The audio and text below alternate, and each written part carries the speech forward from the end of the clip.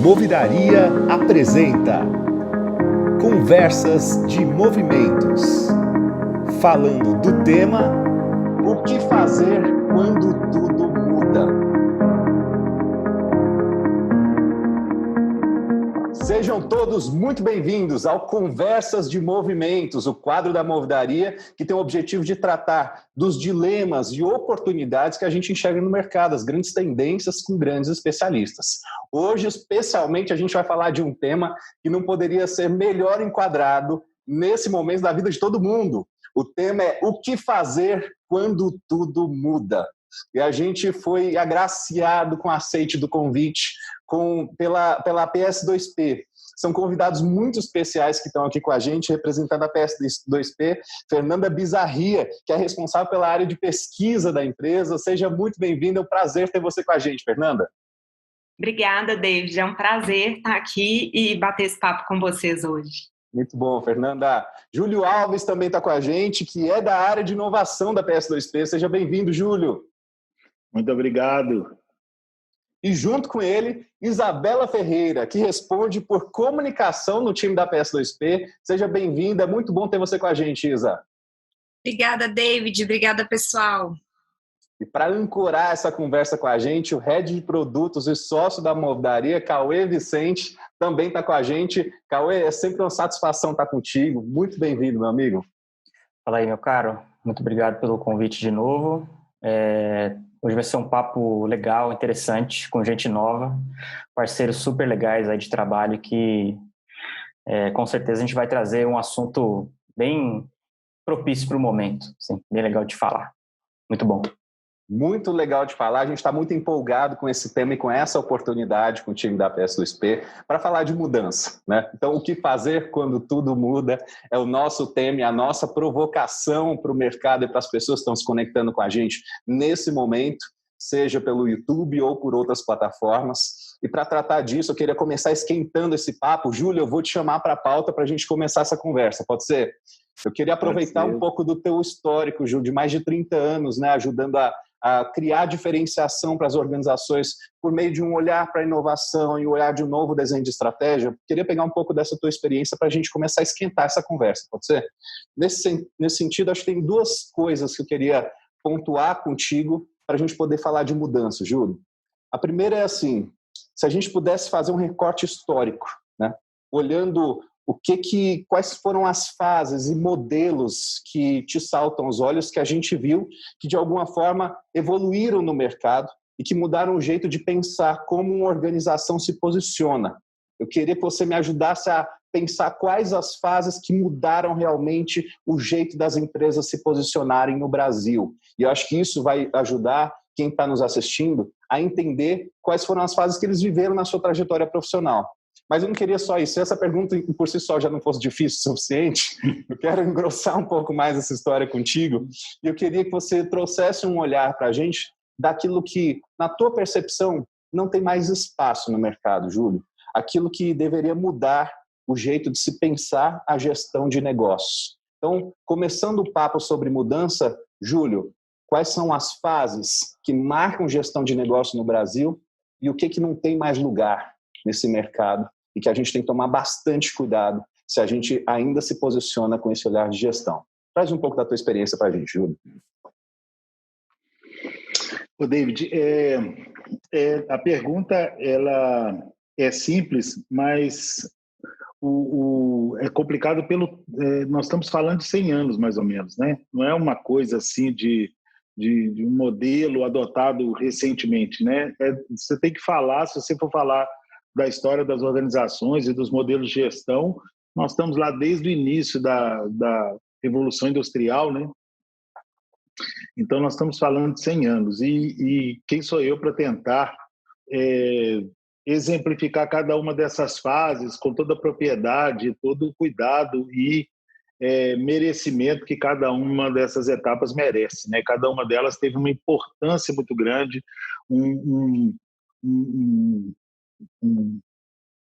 foram muito bem feitas cada uma dessas etapas que as organizações passaram em termos de gestão e esse processo de evolução que ocorreu. Porém, para tentar simplificar... Legal essa tua colocação, Júlio. A gente costuma se comunicar com grandes empresas, e alguns dos empresários mais brilhantes do Brasil que construíram esses tijolos todos que você disse, de forma reconhecida por esse trabalho histórico, acompanham a gente nesse canal também. Então, esse é um ponto, acho que bem importante, se conecta com o nosso público. Sim, e é uma verdade, né, que nesses últimos 100 anos, todas essas pessoas que colocaram esses tijolos aí, realmente fizeram em 100 anos o que demoraria 1000 anos para ser feito em outro momento, né? Foi realmente um exemplo de eficiência, de renovação de pensamento, de inovação. Tudo que aconteceu, principalmente no século passado, foi assim uma mudança para a humanidade gigante, da Revolução Industrial até a digital. Mas para tentar responder de uma forma mais simples, porque eu acho que eu preferi ir por esse caminho, eu gostaria de fazer uma analogia com esses 100 anos com o que a gente passa na vida da gente, né, como ser humano. Num determinado momento da nossa vida, a gente tem toda uma etapa de preparo, né? Você lá está na escola, você chega na adolescência, na juventude, você está se preparando para a vida profissional, né? Aquele momento é um momento de preparo, é um momento de você se capacitar, né, para os desafios profissionais que virão pela frente. Eu acho que todas as empresas passaram por isso no início do século, né? Depois da Revolução Industrial, essas empresas também passaram por todo um processo de desenvolvimento, de construção, né? Era um momento de construção das grandes corporações, era um momento da construção dos modelos de negócio, né? E foram grandes os empresários que dedicaram sua vida a essa construção. Essa foi uma primeira fase. Como na vida da gente, a gente passa por um segundo momento, e nesse segundo momento, depois que você já está preparado, formado, já sabe a profissão que você escolheu, já sabe fazer aquela, né, atuar naquela profissão, foi formado para isso, é a hora de você se afirmar, né? Na nossa profissão também é preciso se afirmar, e você passa grande parte de um período da sua vida naquela luta, naquela construção da sua carreira, né? Da afirmação daquele profissional que foi preparado na etapa anterior, né? Eu acho que as empresas também passaram por isso, né? Depois dos anos 70, dos 70 para frente, foi a hora da eficiência, era a hora da afirmação, era a hora do mínimo detalhe para o máximo de resultado, né? E essas empresas foram brilhantes, né? Empresas que nasceram há menos de 100 anos se tornaram gigantes mundiais, globalizados, vencendo diversos desafios, né? Então, nós tivemos um momento, um ciclo de afirmação sem nenhuma detalhe, né, de erro, né, assim, perfeito todo esse desenvolvimento e essa eficiência que o mercado passou nesse segundo momento nas empresas, né? Porém, como na vida da gente, depois dessa hora da afirmação, quando você chega lá para os 50, 60 anos, isso já não basta, né? Só essa afirmação, só essa eficiência, só esse esforço todo não basta. É preciso ter um sentido. Depois de uma certa idade, se a vida não tiver um sentido, o porquê que aquilo foi feito, né? Todo aquele ganho de eficiência perde a razão, né? Por mais eficiente que seja. E eu acho que o mundo está entrando exatamente nessa terceira fase, né? Onde as corporações, as empresas, os executivos, o mercado, as pessoas buscam essa terceira fase, que é uma fase de sentido. Qual é o sentido? Qual é o propósito? Por que isso, né? Eficiência nós sabemos fazer, preparado nós estamos. A tecnologia está preparada para muita coisa, a indústria, todos os segmentos estão extremamente preparados e capacitados. E de eficiência já se falou muito, já se conseguiu muito, né? Agora precisa ter um sentido para isso tudo fazer sentido, né? Então, eu acho que a fase que nós estamos entrando é uma terceira fase. E eu acho que é nesse caminho que as corporações, as empresas e os profissionais deveriam caminhar, né? Uma coisa mais próxima do sentido para tudo isso. E a segunda pergunta, né?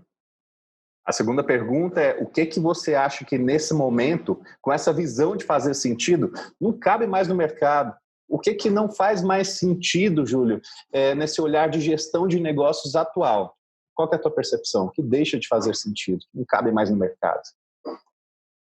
Eu não diria que não cabe. Eu acho que não cabe é muito forte, né? Eu acho que tudo é necessário, tudo é importante e a gente deve respeitar e honrar todas as etapas que a gente passou, né? Não existe aquilo não serve mais, né? Tudo isso serve, a eficiência serve, a gestão serve, os processos servem. Foi muito tempo dedicado a processo. Mas é importante a gente abrir a cabeça e redescobrir um caminho através do fluxo. É preciso a gente entender mais de fluxo do que de processo, né? Essa busca da eficiência é muito importante, deve ser preservada as conquistas que nós obtivemos nesse sentido, mas é muito importante começar a ver o mundo pela ótica do fluxo. A revolução digital é uma mudança de era, é uma coisa muito séria, né? Ela muda o mindset das pessoas, muda o mindset do contexto, e a partir dali é preciso aprender outras ferramentas de trabalho, não digitais, mas no sentido de comportamento e de mindset, para poder atuar nisso. E essa lógica do fluxo é muito mais importante você entender o fluxo e conseguir manter o fluxo do que manter os processos, né? Porque os processos garantem esse nível da eficiência, mas não garante esse sentido que é tão necessário para o futuro.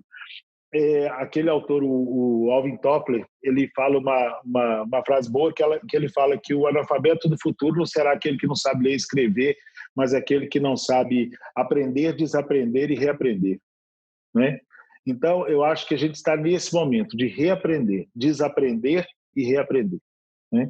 Então, eu acho que no futuro essa capacitação fará a diferença nas organizações e nos profissionais do futuro, né? Do presente que construirão o futuro, né? Não adianta a gente ficar pensando em futuro, a gente tem que pensar no futuro a partir que o futuro é o que eu estou construindo hoje, né? Fernanda, Cauê, ficou muito difícil a nossa missão agora, porque em poucos minutos o Júlio deu uma aula para a gente, né, de uma forma tão simples e didática sobre conflito de gerações, sobre a história da Revolução Industrial, e ainda traz provocações importantes sobre esse jeito de pensar que as organizações têm chamado de mais ágil, né, uma gestão que está dentro do centro da mudança, com fluxos e processos se adaptando ao cenário de transformação, de uma forma tão didática, tão simples. Obrigado pela tua contribuição inicial, Júlio, mas agora eu digo, Fernando, Cauê, a nossa missão ficou difícil.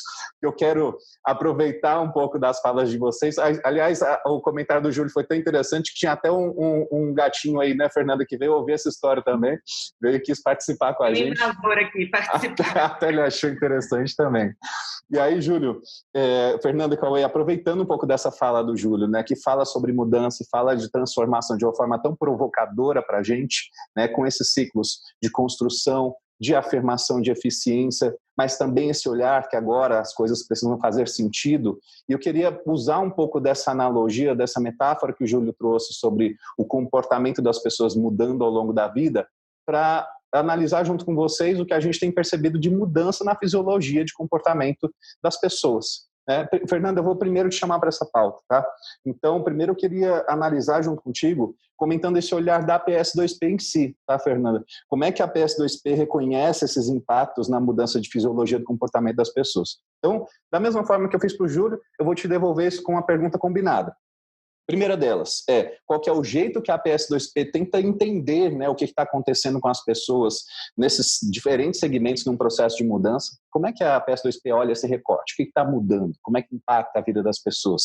E segundo, o que são os principais traços desse novo momento que o Júlio está falando de fazer sentido, que vocês já percebem a partir da atuação de vocês nessa mudança de comportamento? Você quer comentar para a gente, Fernando, como é que a PS2P entende esse processo? Ficou difícil depois do Júlio, mas vem com a gente. Acho que eu vou pegar um pouco o gancho do Júlio, assim, que o jeito da PS2P acaba que é o jeito que faz sentido para nós, assim, né? E assim, o que faz sentido para nós enquanto profissionais aí desse campo do entendimento de comportamentos para olhar para o comportamento das pessoas. A gente tem vários jeitos de olhar para o mundo, né? E a gente entende que tem um jeito macro, que é olhar assim para grandes mudanças, grandes números e olhar por cima. E que é um jeito super interessante. Agora a gente gosta muito de começar a olhar por baixo. O que é isso, assim, né? Começar a olhar a partir do micro, a partir da vida das pessoas. Então, a PS2P, enquanto um observatório de comportamento e cultura, a gente vem construindo o nosso olhar a partir desse contato com os indivíduos, assim. Então, a gente, claro, olha para a cultura, a gente olha para os movimentos que estão acontecendo, a gente olha para a história das coisas, né, e para a história do mundo, mas esse mundo ele é o tempo inteiro ressignificado pelos seres humanos que estão aqui agora. E é essa ressignificação que interessa a gente. Então, a gente tem processo de pesquisa que a gente tem todo esse acúmulo de um olhar histórico, a gente traz muitos profissionais para virem olhar para o mundo com a gente, mas tem uma parte da qual a gente não abre mão, que é esse encontro com as pessoas, esse encontro com os indivíduos, e a partir daí que a gente começa a entender o que está acontecendo, né?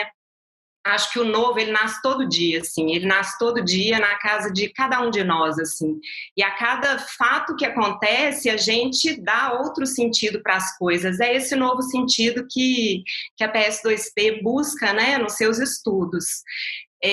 A gente vem aí desde 2014 fazendo várias experiências nesse sentido.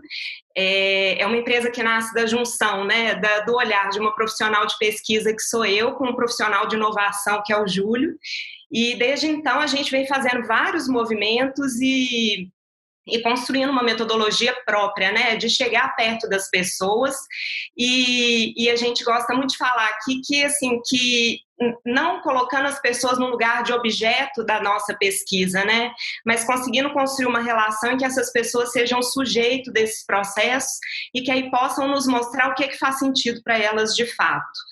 Então, isso é um pouco do jeito como a PS2P trabalha, né, da nossa metodologia aí de aproximação da realidade. E sua segunda pergunta, que foi um pouco mais difícil, assim, né, como que a gente está entendendo, assim, o que está acontecendo, a gente poderia falar mil coisas, mas tem uma, assim, que eu queria destacar. Desde 2014, em todos os estudos que a gente vem fazendo, uma coisa que a gente percebe é que, da mesma forma como a gente está passando de uma economia centralizada para uma economia distribuída, diversificada, a mesma coisa vem acontecendo com o comportamento das pessoas, né? Então, a gente sai de uma sociedade que tinha comportamentos mais estáveis, parâmetros mais estabilizados, para uma sociedade em que esse fluxo acontece na vida da gente diariamente, porque a gente está se transformando numa velocidade muito grande e cada um se transformando para um lado, né? Então, se antes a gente podia falar de um consumidor, né, modelo, de uma abstração genérica aí, né, assim, eu iniciei minha carreira em comunicação dentro de agências e naquela época lá atrás, assim, a gente sempre tinha aquela imagem, né, da shopper, da consumidora, aquela mulher dona de casa de 30, 50 anos, classe AB.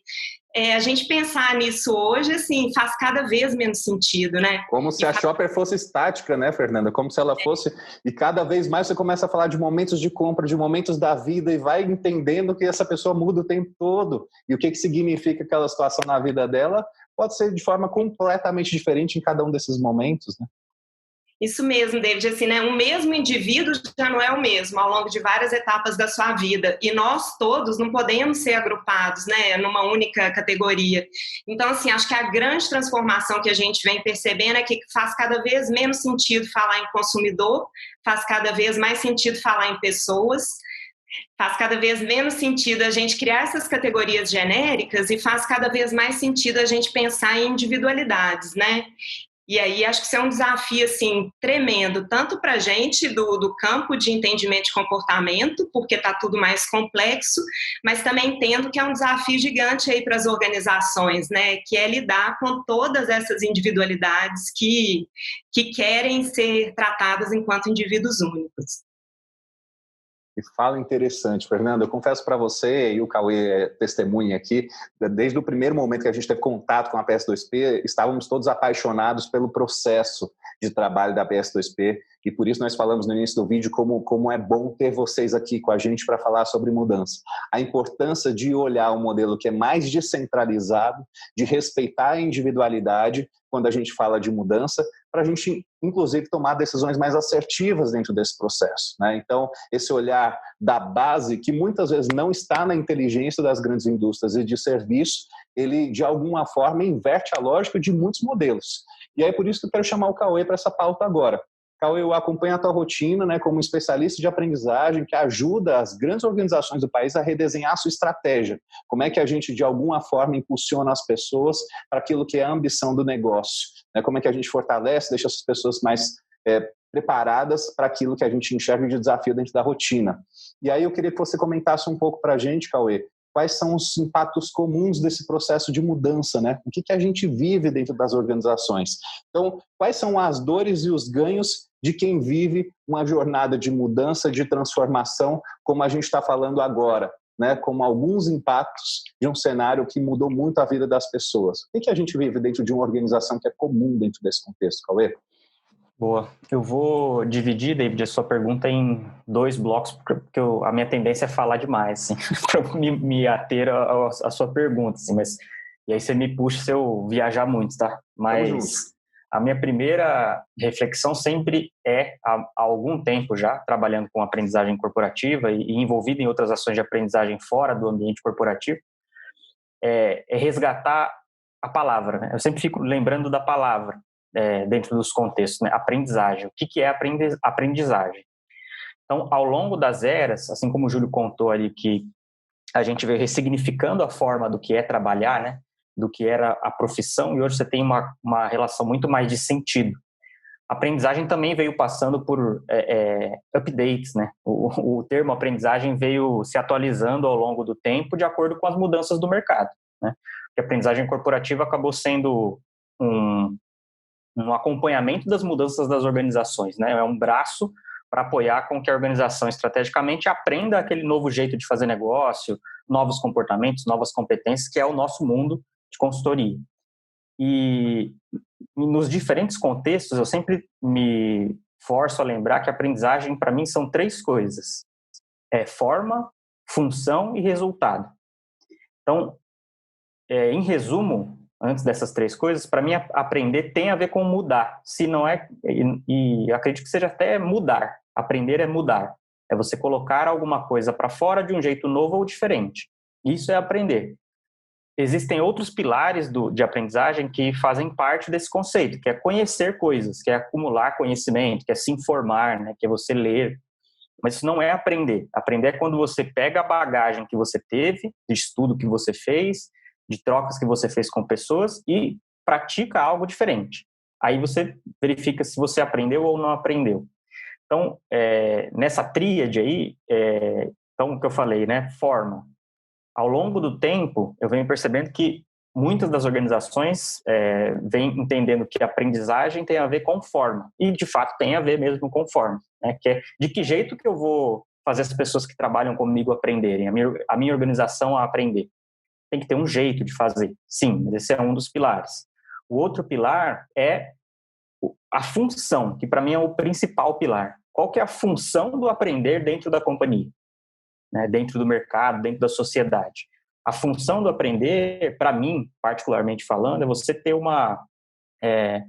sentido de fazer algo.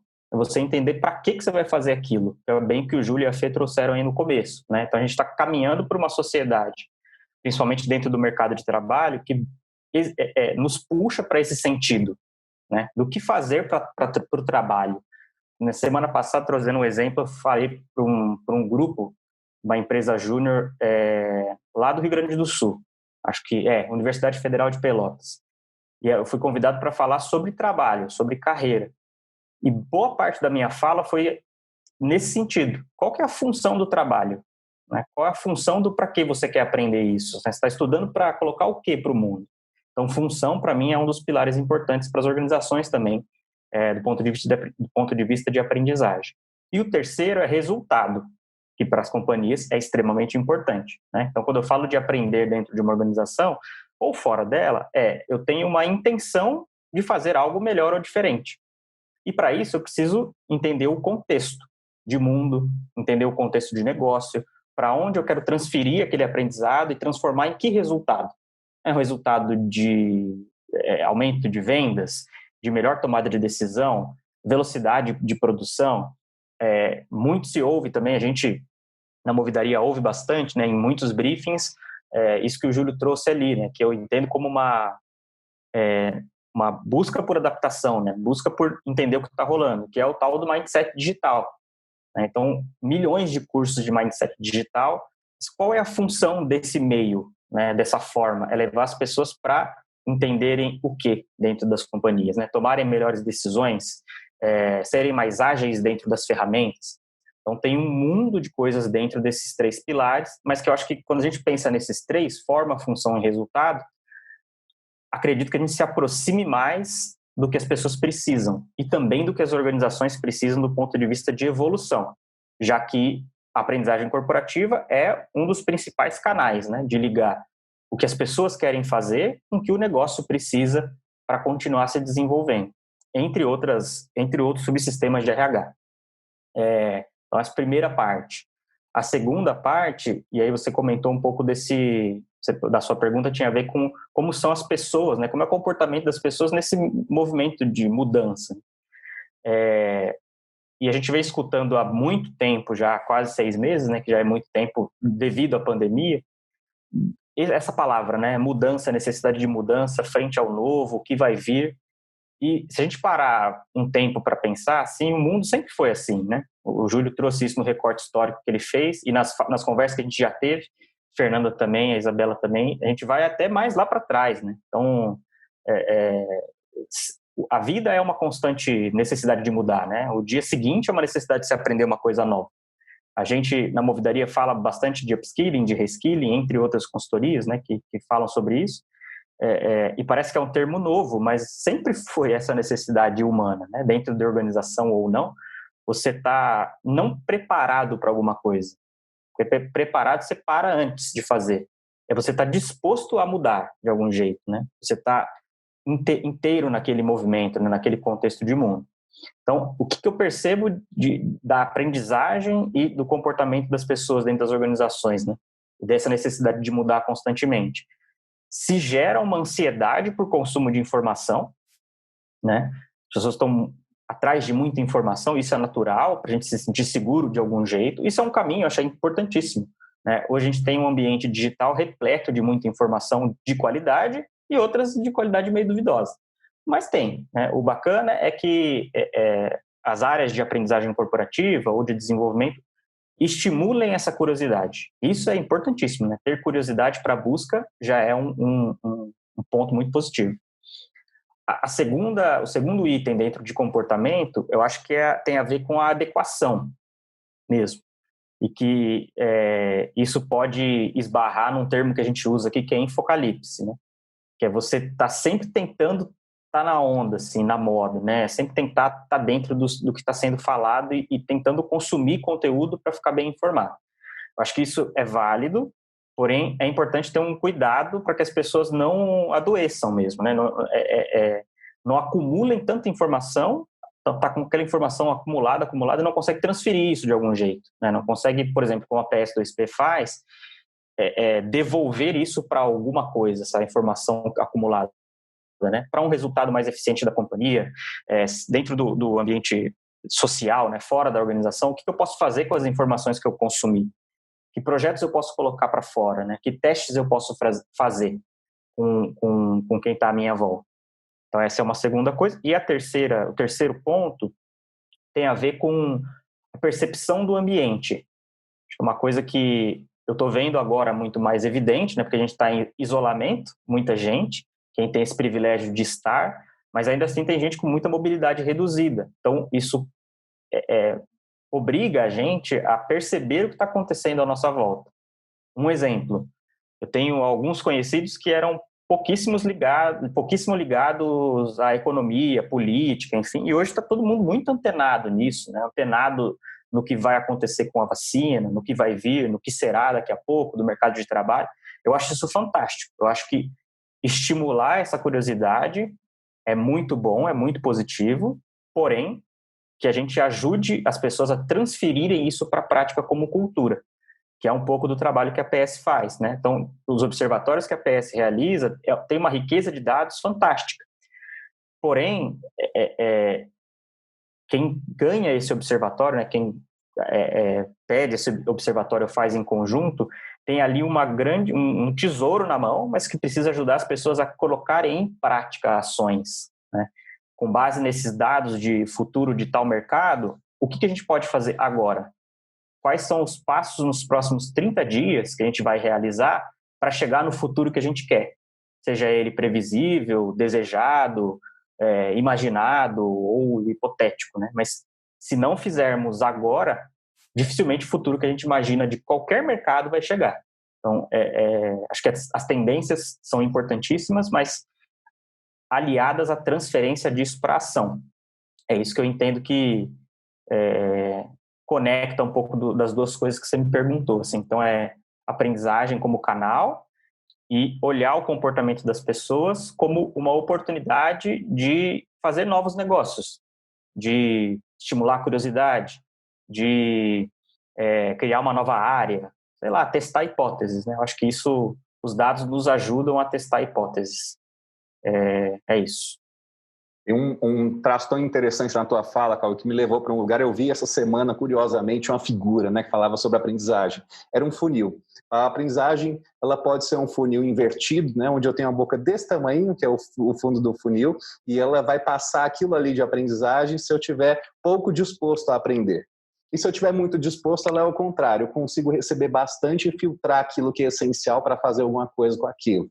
Né, e trabalhar esse fluxo. Então, quando você traz essa provocação sobre percepção de ambiente, você faz essa provocação sobre estimular um ambiente produtivo, de alguma forma, eu acho que se conecta muito com a fala da Fernanda, que é entender o que as pessoas de fato estão precisando, né, para entregar valor. O que individualmente são as necessidades que estão ali dispostas e que eu, como organização, ainda não consegui suprir. E o que eu, indivíduo, já sei sobre mim mesmo dentro desse contexto, porque tem um eu cego gigante aí dentro desse processo.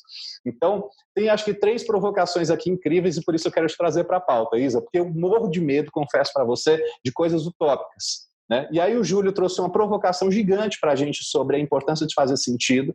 A Fernanda reforçou essa provocação com a gente precisa descentralizar e olhar cada vez mais o indivíduo. E o Cauê ainda botou uma pá de cal em cima, falando assim, olha, se a gente não entender bem o ambiente, se a gente não estimular canal e se a gente não formatar isso tudo bem feito, a gente não tem função para a aprendizagem. E aí, dentro desse contexto, eu não quero parecer utópico.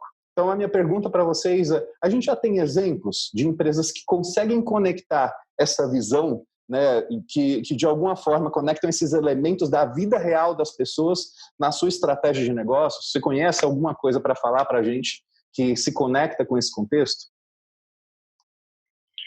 Bom, David, é muito legal porque esse processo todo que a gente vem vivendo aqui, né, de conversas e que está culminando nessa gravação de hoje, né, nessa conversa, a gente vem aprendendo muito e ao longo aqui da nossa própria conversa eu fiz muitas anotações, aqui estou com meu caderninho cheio de coisa interessante. Eu também, e uma começo delas, já não tenho umas 5 aqui. Não é? A gente vai anotando. E uma delas, assim, antes de falar dos exemplos, eu estava observando, assim, a partir de tudo que a gente vem falando, que mudança tem a ver com gente.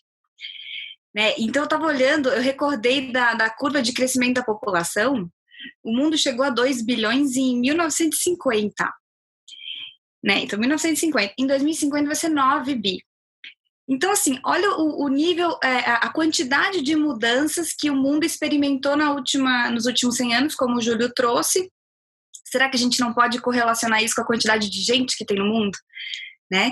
Então, mudança tem muito a ver com pessoas mesmo. E aí, é isso que eu observo no dia a dia das organizações, olhar para as pessoas. Porque senão a gente, como a Fernanda falou, a gente não vai dar conta de catalogar aí as pessoas em clientes potenciais, público-alvo, deixando de olhar para as individualidades, deixando de olhar para as pessoas, né? E aí, nesse contexto, pensando em exemplos, né, de empresas, de organizações que fazem esse tipo de conduta, tem vários exemplos. Eu hoje, como consumidora, né, de serviços, de produtos, eu vejo isso muito, engajamento em várias marcas, né, que eu sigo, que eu consumo, tanto marcas do varejo quanto marcas de serviço, né, exemplos como o Nubank, por exemplo, que a gente vê aí que é uma empresa que investiu forte em ciência de dados, mas com o propósito, né, de justamente simplificar as coisas. Simplificar o acesso, simplificar o serviço.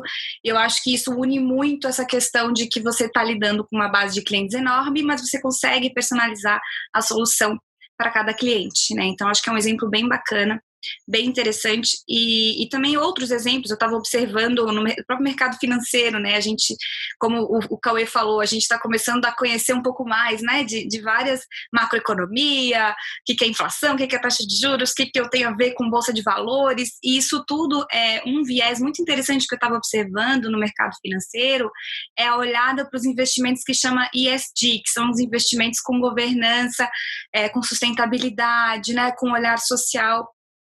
As empresas hoje, elas não querem mais investir em países que não são socialmente e ambientalmente responsáveis. Isso tem a ver, de novo, com o propósito das pessoas, né? Isso está seguindo uma demanda das pessoas. As pessoas não querem mais comprar marcas, por exemplo, que têm determinadas posturas ambientais ou que têm determinadas posturas com relação a leis trabalhistas, né? Marcas de roupas, enfim, tem uma série de exemplos que vai demonstrando que as empresas e fundos de investimento, quando a gente olha para o mercado financeiro, está olhando para os investimentos socialmente e ambientalmente responsáveis. E o clássico do clássico que todos conhecemos, mas que eu acho que é importante recordar, é a própria Apple, né? A Apple que fez aí uma grande guinada na sua estratégia, a gente conhece, todo mundo já ouviu falar, mas ela usou justamente esse artifício importantíssimo da simplificação. Né, ela reduziu o portfólio dela na década de 90, reduziu substancialmente a partir de 97, ela tinha, sei lá, mais de 40 produtos, foi para 4 produtos, e aí começou a buscar, né, trazer o cliente para o foco da solução. Então, entender, né, o que a gente quer proporcionar para o cliente. Então, acho que esse foco no cliente é mais um aspecto que a administração moderna vem buscando trazer e que a gente precisa, como indivíduo e como corporação, trazer isso para o nosso dia a dia, né? E aí a gente está aí hoje usando tablet, usando smartphone, usando MacBooks, né, todo dia. Tá aí, eu tô aqui com o meu também, e aí a gente vai observando como que a partir da simplificação foi possível desenvolver soluções que atendam à nossa necessidade de uma esfera individual. Eu acho que isso é o grande, assim, das empresas, né? E cada vez vai ter mais gente no mundo. Então, não tem jeito, né? Se a gente não buscar abrir o olhar e, como a Fernanda falou, né, olhar para as pessoas, sob o ponto de vista individual, a gente, de fato, vai cair nessa esfera aí do infocalipse, ficar com medo da mudança, ficar assustado e eu tô ficando para trás, e não é isso que a gente quer fazer, né, daqui para frente. É isso. É muito interessante pensar, né, que quem está acompanhando o nosso webinar agora e que começa a reconhecer esses traços de estratégia, esse olhar para o indivíduo, esse olhar para a aprendizagem dentro de um contexto de mudanças, com certeza você reconhece. Ou pela dor, né, falar, mas a minha organização já não faz isso. Se eu sou um pequeno empresário, eu tenho que pensar um pouco mais com individualidade. Se eu sou, de alguma forma, alguém que está dentro de um processo de mudança e estou vivendo um processo de aprendizagem, também fala, mas isso não está fazendo sentido para mim. Então, eu tenho certeza, tem vários pontos que vocês tocaram aqui, que de alguma forma são reconhecíveis, porque eles são transversais a qualquer organização hoje, né, que vive processo de mudança e todas vivem. Então, eu queria chamar um pouco a atenção para esse processo dos pontos-chave que nos uniram para esse papo aqui, porque a gente está falando de mudança nesse encontro de duas empresas que acreditam nos movimentos do agora. Então, eu queria chamar primeiro o Cauê, você pode comentar para a gente, né, o que são as questões-chave que têm mobilizado vocês para unir Movidaria e PS2P, para discutir um pouco dessa iniciativa e olhar para a mudança de uma perspectiva diferente? Boa. A gente se aproximou no pré-pandemia, ali quase ainda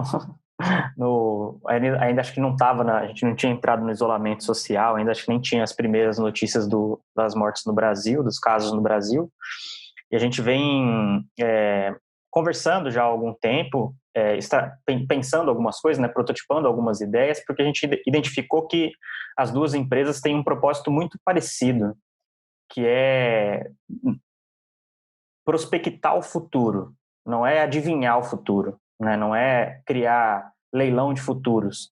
E eu não estou falando isso de um jeito pejorativo, tá? É só o meu jeito de falar, assim, porque tem muita gente muito capacitada, muito boa no Brasil, que faz isso de um jeito, assim, espetacular, né? Tem futuristas no Brasil que são referências mesmo e que são muito bons, né?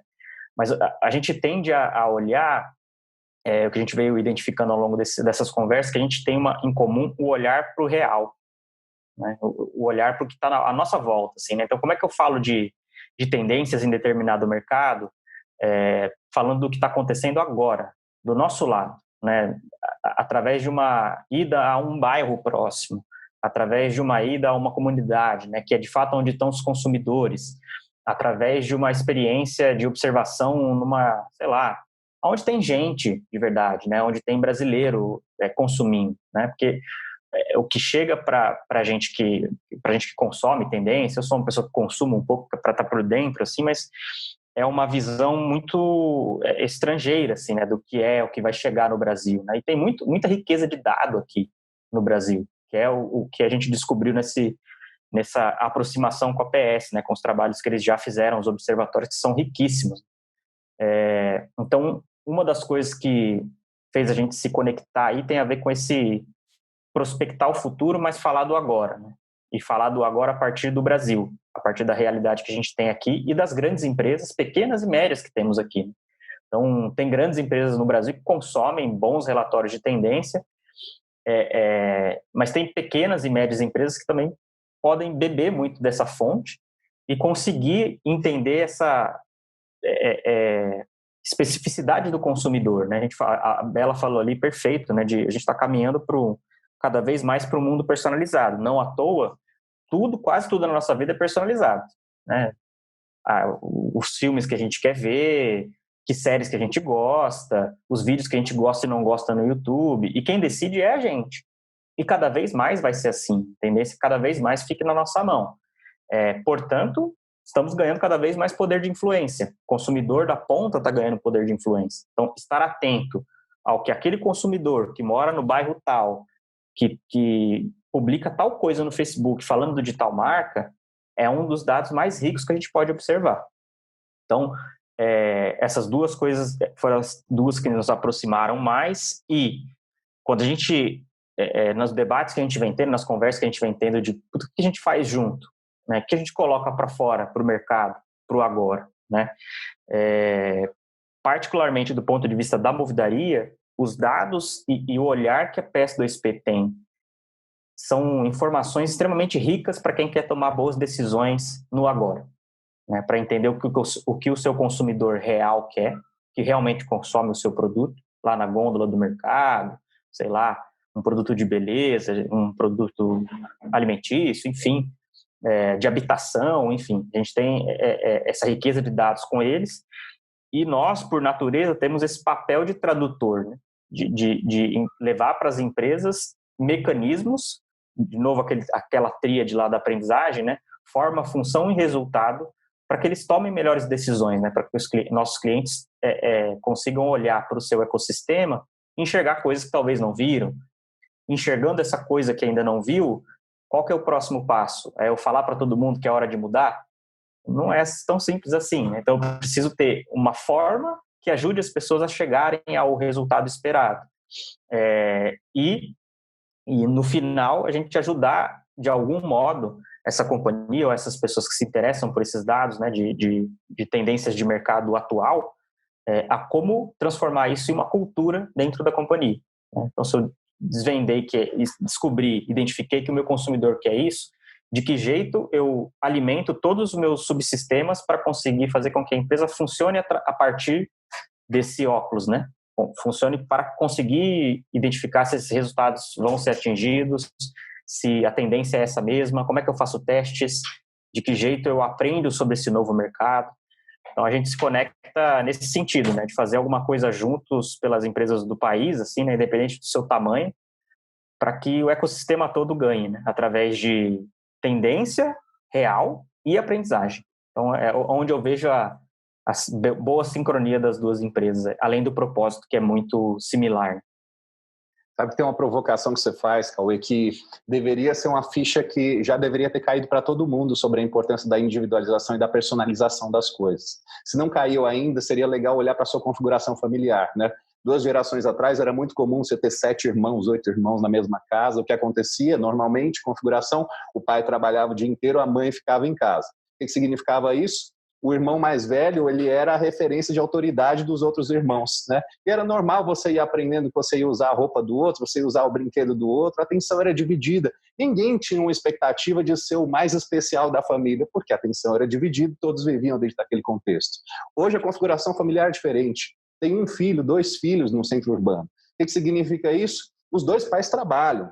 A mãe se sente culpada porque ela está trabalhando e a mãe dela não trabalhava. O pai se sente culpado porque não tem ninguém em casa, porque o filho está, de alguma forma, numa rede de apoio ali da família. Todo mundo tenta comprar essa criança. Os 4 avós estão vivos, que dão atenção para uma criança só. Então, tem 6 pessoas dando atenção para uma pessoa só. Se isso não fosse bastante, desde os anos 90, a internet está lá dizendo para a gente, olha, você clicou aqui no seu e-mail, por acaso, quando você entrar aqui nesse site, vai ter uma propaganda do mesmo imóvel que você pesquisou lá no teu e-mail.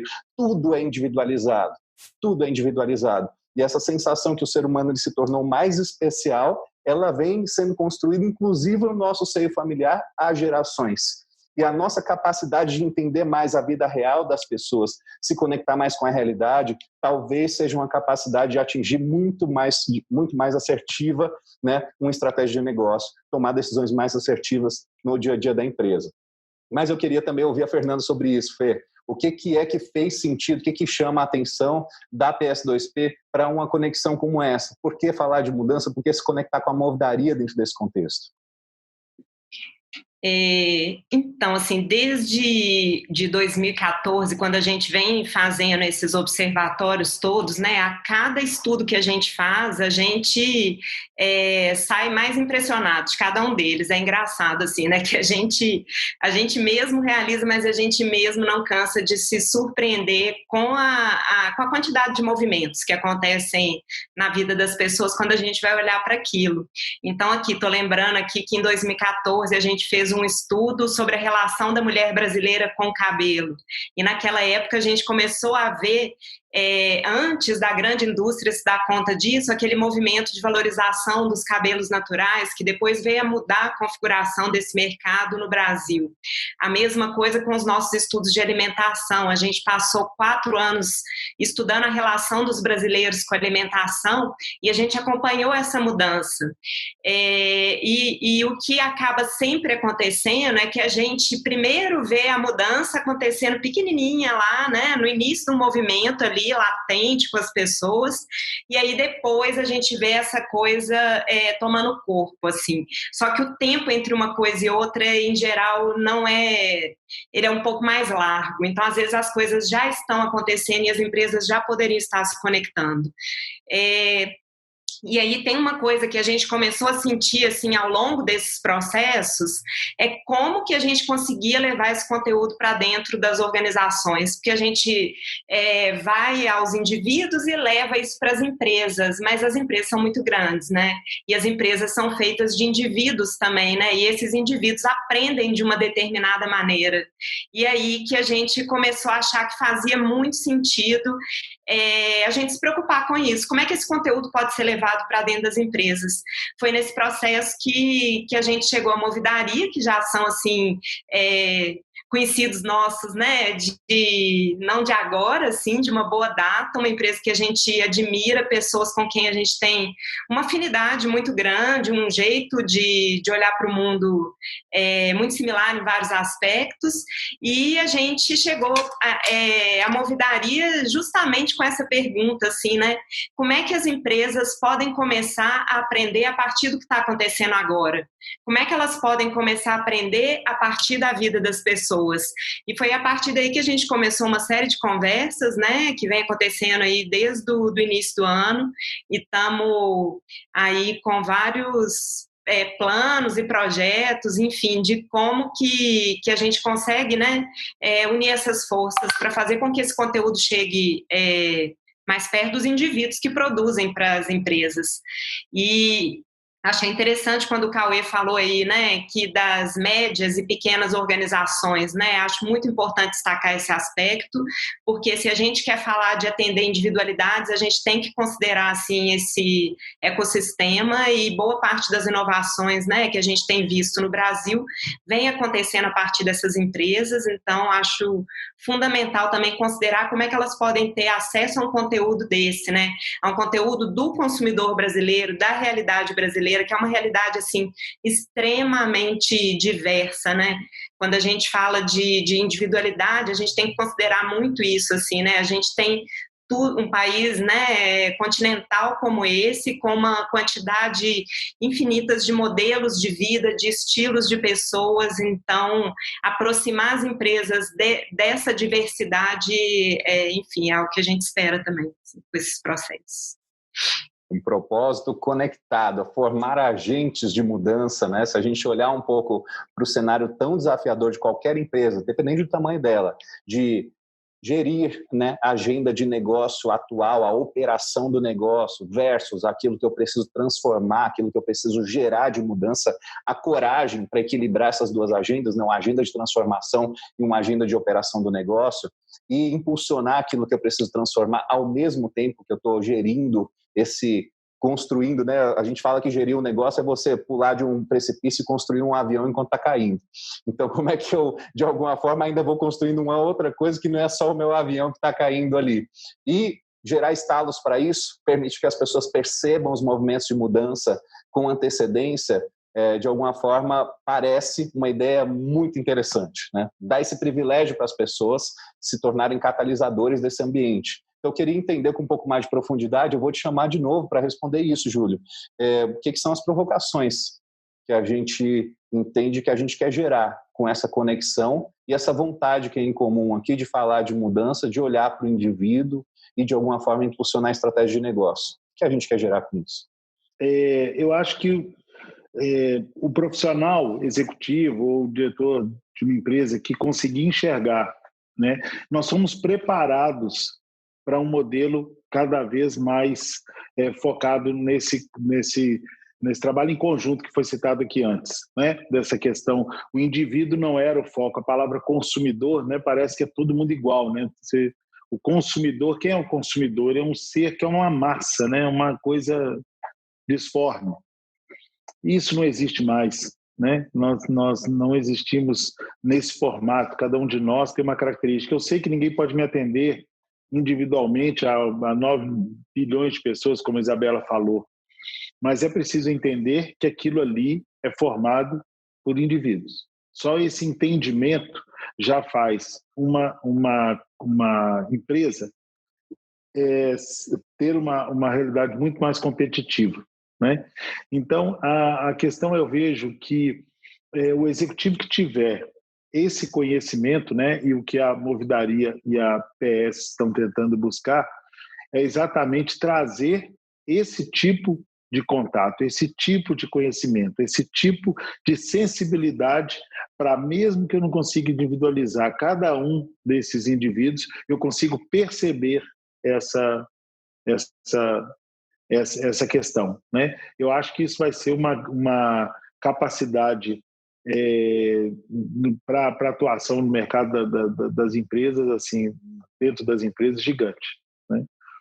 Os resultados que se possam colher isso, o mundo nunca foi tão real, né? O mundo nunca foi tão real. Nos estudos que nós fizemos, como estudo da beleza, foi muito interessante entender que a mulher, né, a indústria da beleza foi criando padrões, e quando chegou na indústria, na industrialização dos produtos de beleza, foi criado pelos homens publicitários americanos dentro de um modelo mas quantas mulheres existem no mundo? Quantos estilos? Né, cadê a brasileira? Cadê a asiática? Cadê, né? Então, é um mundo que ele veio criando padrões e que nós precisamos enxergar por um outro lado, né? Está tudo visível aí. A gente precisa aprender a ver, né? E essa capacidade de ver fará, eu acho, as empresas e os profissionais do futuro. O que uma liderança executiva é capaz de fazer a partir de uma nova perspectiva para olhar o indivíduo. Excelente provocação. Tem outras provocações que estão na pauta que vêm às mentes de vocês? Isabela, Cauê, Fernando, se vocês quiserem comentar. David, o que vem também agora, depois dessa fala do Júlio, acho que tem a ver com... eu sempre vou puxando um pouco para as áreas de desenvolvimento, assim, que são os vetores, mas também me comunicando com as áreas de negócio, né? Como o Júlio trouxe aí, com os tomadores de decisão, de estratégia para o negócio, entendendo que a estratégia ela é realizada através das pessoas, né? Então, hoje a gente costumeiramente desenha programas de aprendizagem, de treinamento, como a gente queira chamar, com focos muito estabelecidos, né? Então a gente fala de liderança, a gente fala de inovação, a gente fala de comunicação, que é onde a Movidaria atua, né? Soft skills dentro de grandes empresas e falando para áreas de negócios também. Mas veja só que oportunidade bacana, assim, né?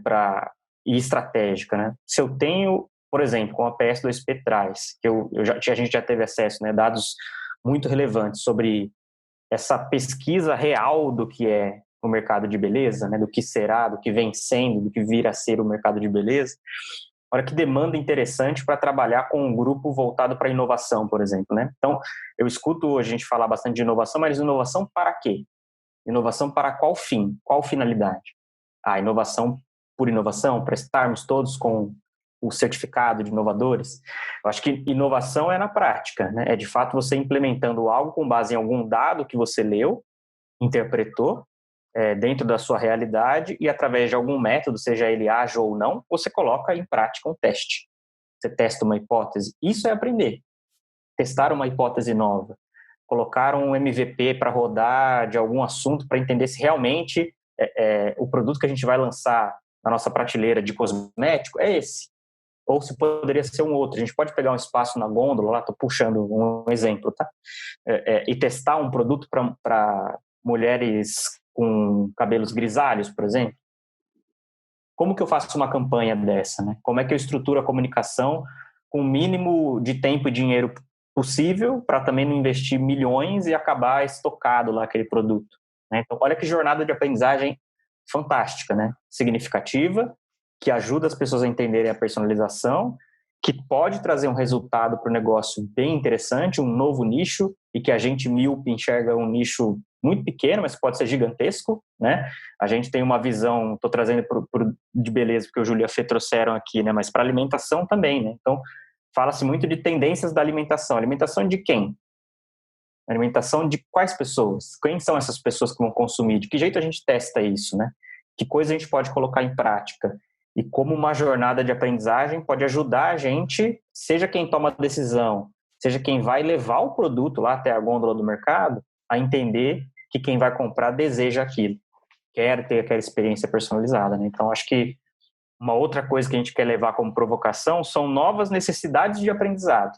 Não é novo tema, não é novo assunto, novas 10 soft skills. Não é isso. É levar necessidade para aprendizado, né? Então, se aquela determinada população está pedindo isso, né? Como a Fê trouxe lá, as novidades estão aqui. E o Júlio até falou ali, né? Tá tudo, parece que mais ou menos previsível, né?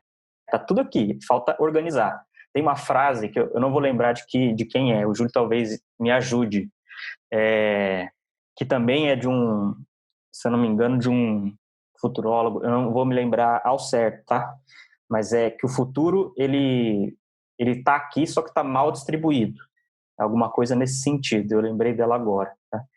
Ele sempre está no presente, ele só está mal distribuído, mal organizado. A gente precisa ajudar as pessoas a organizarem os dados com base numa realidade, e aí a gente vai construindo o futuro através desses dados, fazendo isso agora.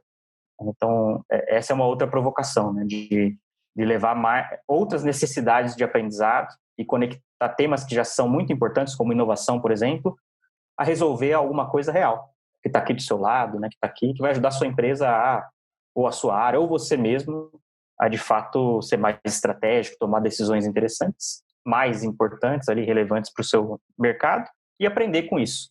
né? Não aprender passivamente, recebendo só um conteúdo. Acho que é um dos pedaços, né? Acho que é interessante ter a teoria, mas aliar isso a uma prática, uma transferência do aprendizado. Vem uma visão forte na tua fala, Cauê, do que a gente é capaz de fazer, né?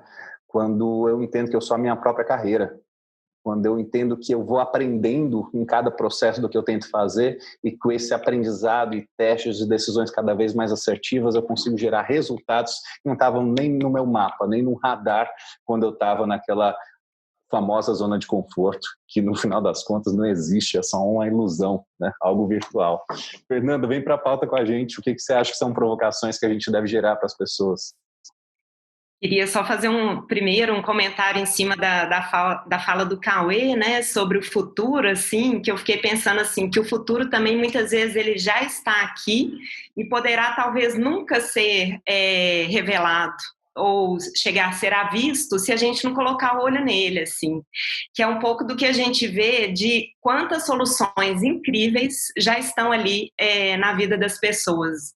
Então, às vezes a empresa está ali, né? A gente tem às vezes uma visão de inovação como algo complicado ou muito high-tech, enfim, quando na verdade, às vezes a inovação, quando a gente vai olhar para a vida das pessoas, elas solucionam os problemas de uma forma absolutamente simples, mas que faz todo sentido e é absolutamente genial, assim.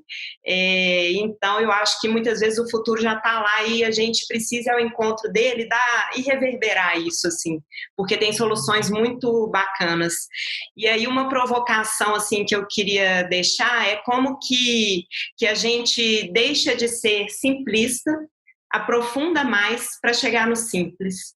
E aí, pensando em comportamento mesmo, né? Assim, até o Cauê trouxe o exemplo da alimentação, é algo que a gente tem escutado muito também nesse momento de pandemia, né? Assim, é uma das áreas que diria que sofreu assim um dos grandes impactos, várias soluções que a humanidade criou, que a gente criou para a gente se alimentar, de repente elas caíram por terra e não faziam sentido, as pessoas estão se reinventando muito.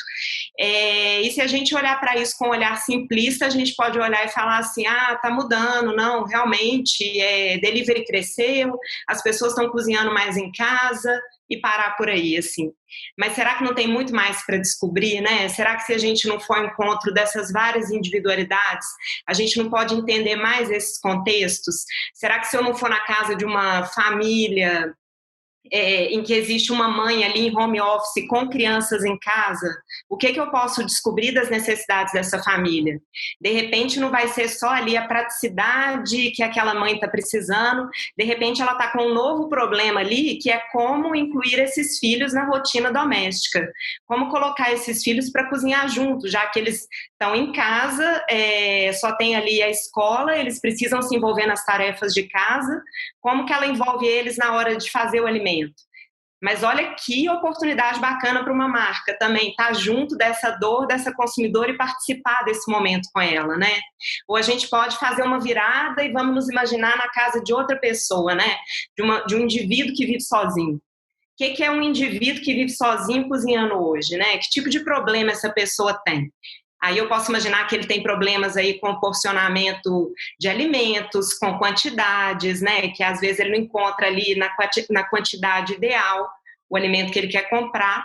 Mas eu também posso pensar que ele pode ter um problema ali de solidão, de comer sozinho, assim. E que essa pode ser uma dor tão grande quanto essa outra. Então, assim, dando alguns exemplos e exercitando aqui a imaginação, só para a gente pensar quantas e quantas realidades a gente pode conhecer a partir de uma simples pergunta: como nós comemos? Que no momento atual está mudando o tempo inteiro, assim. Então, era essa provocação que eu queria deixar, assim, da gente deixar de ser simplista, a gente aprofundar, chegar no simples e fazer as perguntas básicas com muita curiosidade e abertura ao que pode sair daí. Se a simplicidade é o último grau de sofisticação, né? Que pontes a gente é capaz de criar quando a gente entende por outras perspectivas, por novas perspectivas. Que provocação boa. Que provocação que você deixa final para esse público antes da gente falar de dicas, né, Isa? O que você acha que são boas provocações que esse encontro Movidaria PS2P tem que trazer ou deve gerar para as pessoas que se conectam com essa jornada que começa agora?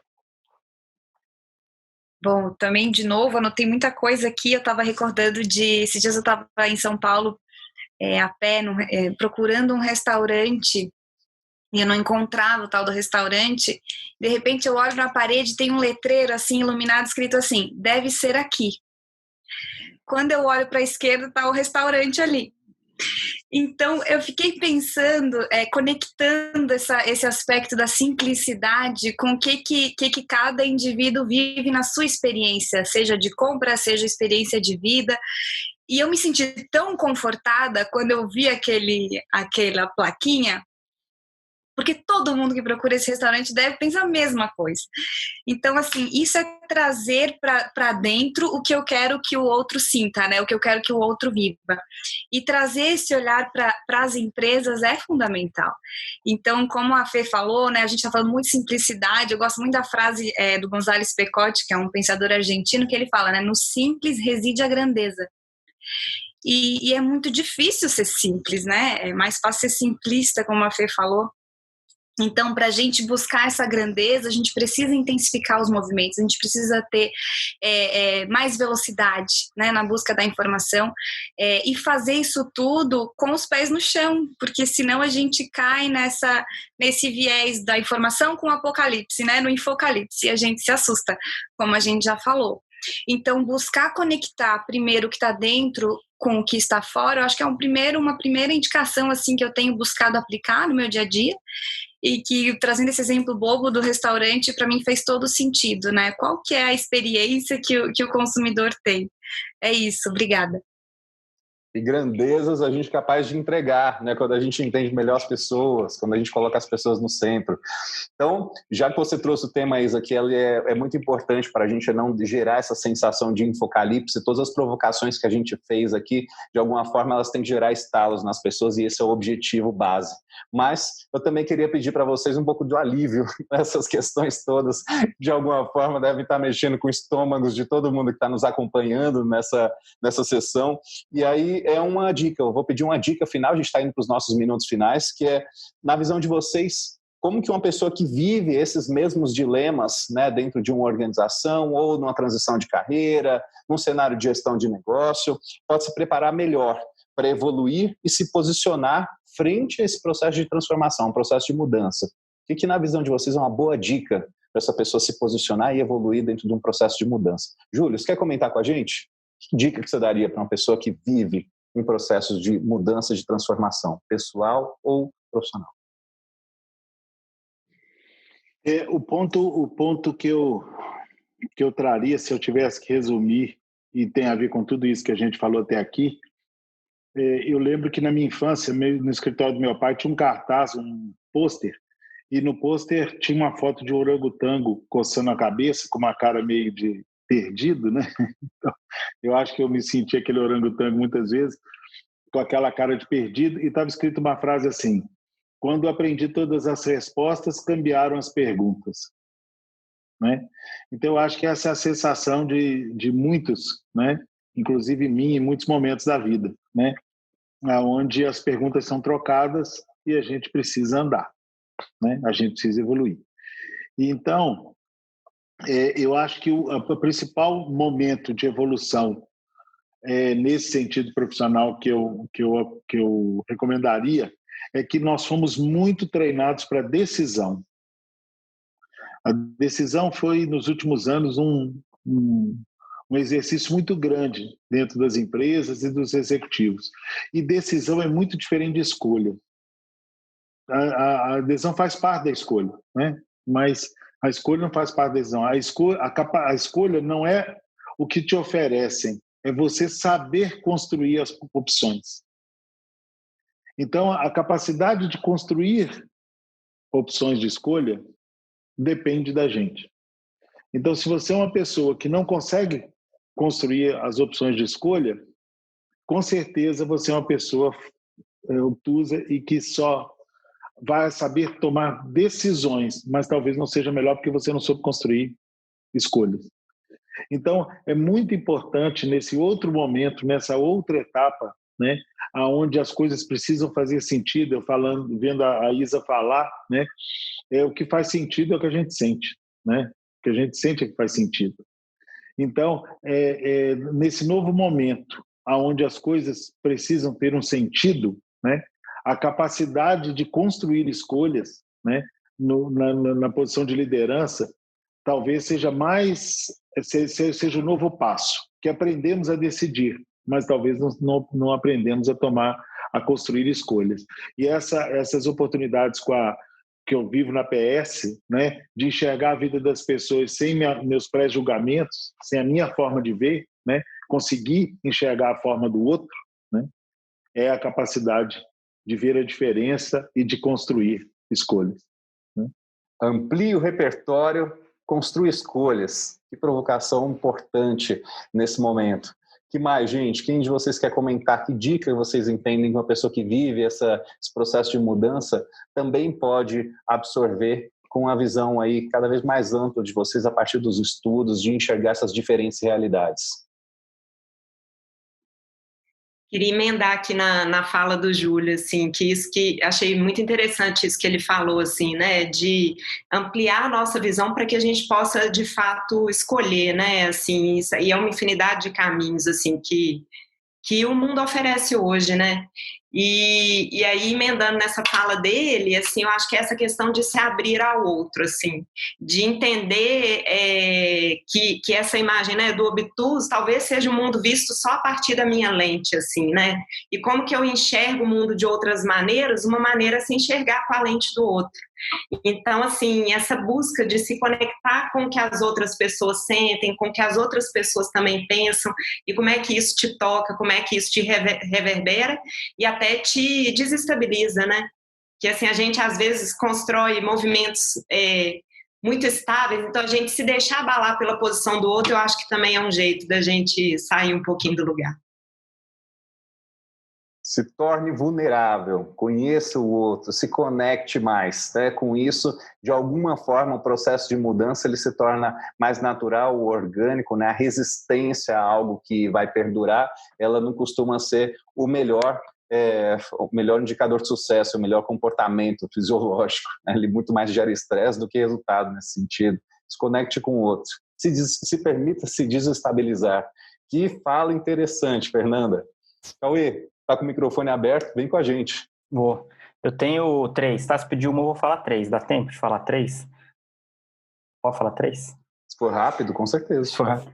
Eu acho que vou falar uma reflexão e 2 que são... As 3 são dicas, assim, mas a primeira é uma reflexão mesmo, que é o que você ainda não fez.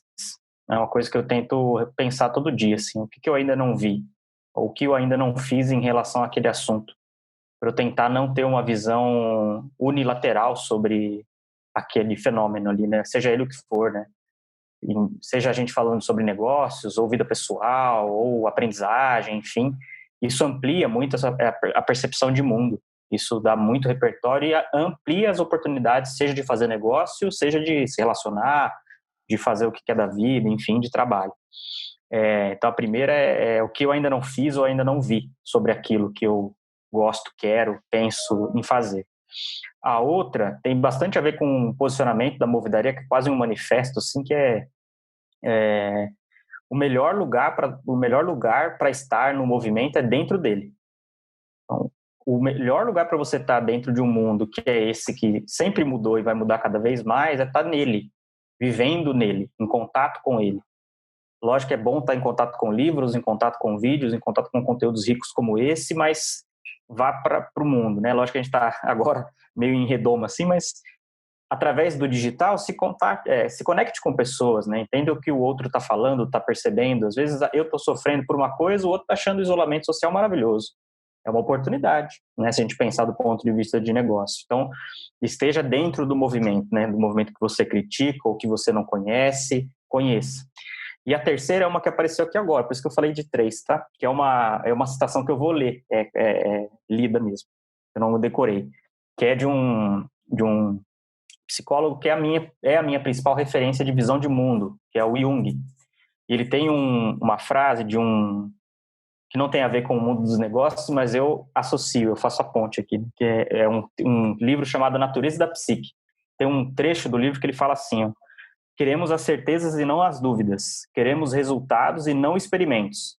sem, entretanto, nos darmos conta de que as certezas só podem surgir através das dúvidas e os resultados através dos experimentos.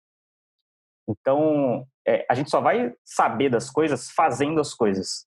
A gente só vai saber o que vai vir fazendo as coisas. Então, o convite é para as pessoas experimentarem mais, né? Seja ela um tomador de decisão ou não, mas as empresas e pessoas experimentem mais, testem mais. O ambiente é propício para isso. É isso.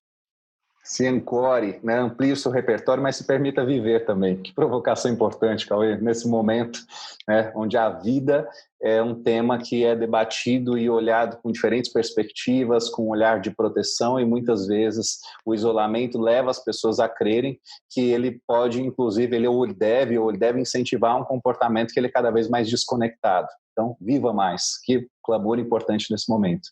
Isa, deixa uma dica para quem está vivendo esse processo de mudança e que faz sentido na tua visão para impulsionar essas pessoas para se posicionarem dentro dele. Bom, estou olhando para a minha realidade para tentar conectar, né, com alguma dica, assim, mas a minha geração é uma geração que lê pouco.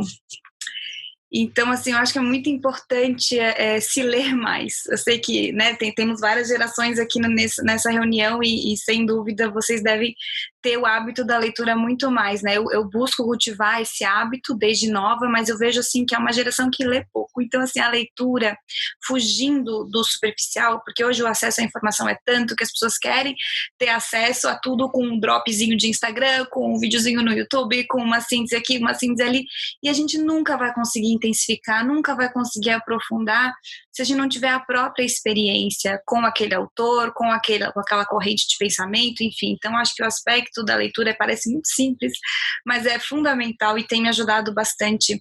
E um segundo ponto é fazer esse processo todo, né, parece que a gente está correndo atrás de uma cenoura, assim, é dar uma desacelerada, né, cultivar a serenidade, porque, como o Cauê falou, o negócio é estar em movimento, mas não precisa também sair correndo e ficar com gastrite, ficar nervoso e ficar ansioso, porque é isso que a velocidade que as coisas estão nos convida a querer fazer, a ficar ansioso, a ficar nervoso, a ficar achando que está para trás, que vai dar errado o meu negócio, que vai dar errado meu relacionamento com meus familiares, meus amigos, enfim.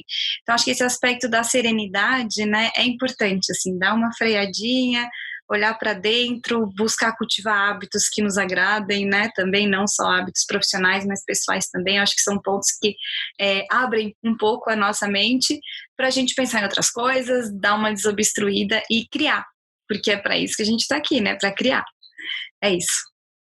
Muitas vezes o estresse, mesmo fisiológico, né, ele de alguma forma bloqueia a gente para encontrar aquilo que é óbvio, que estava perceptível, que estava ali em volta o tempo todo, né? Freud fala muito disso, da questão de como que a tua luz está num spot só e você não enxerga mais nada que tem ali em volta. E que, de alguma forma, aquilo é o teu nível de consciência. Se eu amplio o meu nível de consciência, eu olho muito mais do que está à disposição ali, que está nessa zona periférica, que eu estou deixando de acessar, que está disponível. Então, relaxa um pouco mais, vive um pouco mais, amplia teu repertório, vai ler, se conecta mais. Que dicas importantes e tão energizadoras, né, que fazem, de alguma forma, a conexão com vários momentos e angústias das pessoas que estão com a gente nesse momento, tentando buscar o que fazer quando tudo muda. Para a gente finalizar, eu poder me despedir de vocês com uma conversa tão bacana, a gente poderia passar horas aqui se estivesse juntos ainda, com mais um cafezinho, um pão de queijo, não é verdade?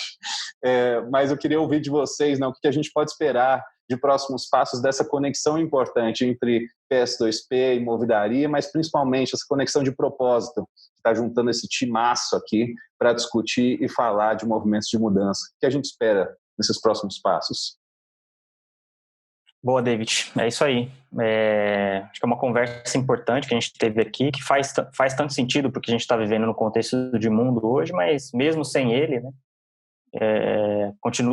vai continuar sempre fazendo sentido, né? A gente falou de mudança, né, de aspectos da mudança, como mapear a mudança, como organizar a mudança para agir junto com ela, né? Não contra nem a favor, mas junto. E a gente já vem há algum tempo elaborando isso, né? Estruturando esse projeto de parceria.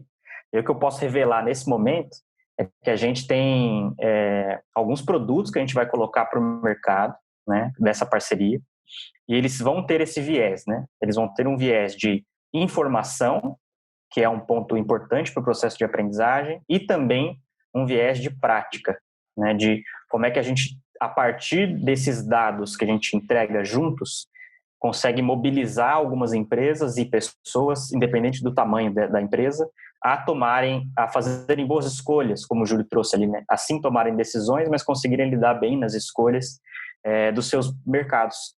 Então, o que eu posso comentar por enquanto é que a gente vai trazer alguns produtos e principalmente alguns, nesse momento, mais digitais, né? Porque a gente está nesse momento que eu não sei até quando vai durar, mas que vão trazer dados muito ricos do ponto de vista do que a PS já fez e ainda vai fazer. Então, estou dando uns spoilers aqui, Júlio, Fê e Bela, aí vocês me cortem aí se eu estiver falando demais, mas é porque eu gosto bastante do que eles fazem, né? É uma coisa que eu acho que tem muita relevância para o Brasil, né? Que tem dados nacionais, né? São coisas feitas aqui. E eu sempre valorizo muito isso. Então, tem outras coisas que eles vão já estão começando a produzir e que tem muito a ver com os próximos impactos que a gente vai encontrar na economia e no cenário do país, assim, né? Habitação, entre outros movimentos aí que a gente vai contando ao longo do tempo para todo mundo que se interessar por esse assunto. É isso. Vou confessar para você que depois, eu não sei se eu me arrependi dessa pergunta, eu fiquei mais curioso ainda.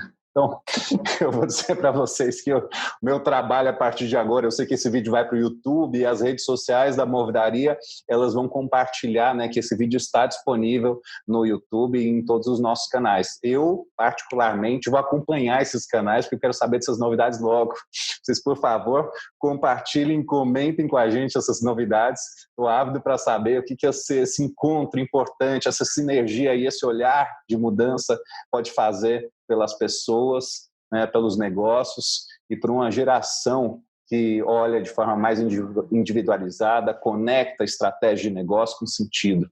Gente, assim, obrigado pela generosidade de vocês em entregar tanta verdade e de alguma forma despertar nas perguntas que saíram do óbvio, o contexto inteiro, para as pessoas que estão vivendo tudo isso de mudança que nós vivemos nos últimos anos, entendendo que esse é um processo, como o Cauê falou, que só se intensifica. Então, quem teve a oportunidade de se conectar aqui com a gente com o tema, o que fazer com que tudo muda, tenho certeza que assim como eu, assim como a Isa comentou, saiu com um monte de coisa anotada aqui. Se não saiu, reveja o vídeo, veja algumas vezes mais, porque eu acho que vale a pena. Foi muito bom estar aqui com vocês. Então fica o nosso agradecimento em nome da Movidaria, que a gente se encontre mais vezes e que a gente veja logo em tudo que é mídia social da Movidaria, quais são os próximos passos, o que a gente pode encontrar dessa iniciativa juntos. Foi um prazer estar com você, Júlio, Fernanda, Isa, Cauê, e que a gente se encontre logo nos próximos passos desse bate-papo entre PS2P e Movidaria. Obrigado, pessoal. Fica aqui o nosso abraço e até a próxima no Conversas de Movimentos. Valeu! Deixe seu like, inscreva-se e compartilhe.